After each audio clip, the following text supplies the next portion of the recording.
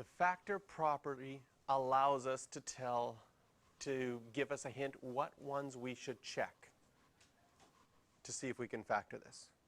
And now they gave us a really easy one, because what's our last number? A 2. So what are possible factors of 2? 1 and 2, -1 and -2. So there's more than just one option here. But we only have 4 of them. So which one would you like to check first? Oh, you picked the 2 one first?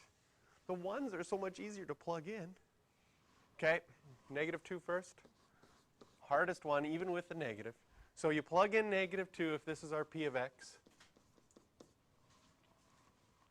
And we get 3 times -2 cubed minus 4 times -2 squared minus 5 times -2 plus 2. -24, 4, minus 16, minus 10, plus 2. -4, -15, -48. Is that a factor? No.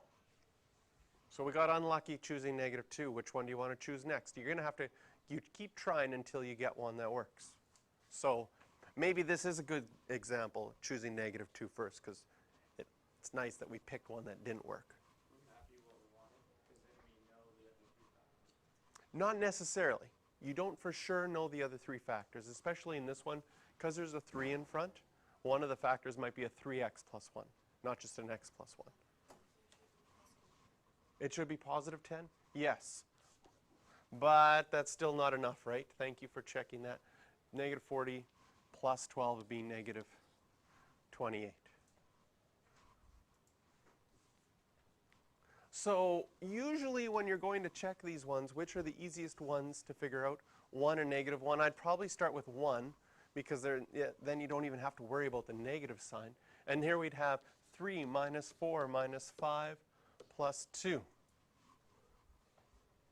Is that equal to 0? No, -3. Oh. P of -1. So in this case, we're going through quite a few. Sometimes you're going to get lucky and find the one right away, first try. Did I make another mistake? -4. Wow, I'm on fire this morning. Good. So P of -1, well, that'll make this -3 minus 4 plus 5 plus 2.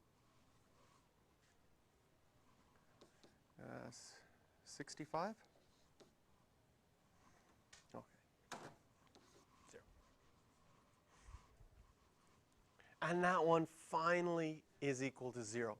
And that means from this one, we are able to say that what is a factor? X plus 1 is a factor. And if x plus 1 is a factor, we can now use synthetic division. So our original polynomial, and divide by x plus 1.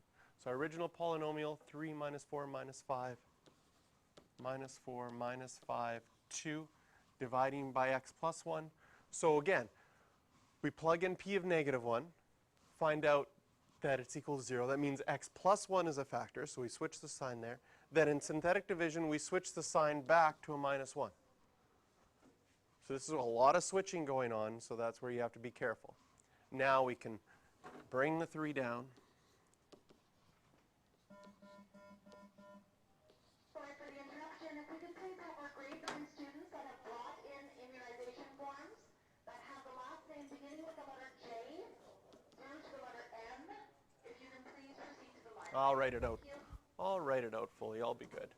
3x cubed minus 4x squared minus 5x plus 2, that was what we started with, is now equal to x plus 1, and we get as an answer 3x squared minus 7x plus 2.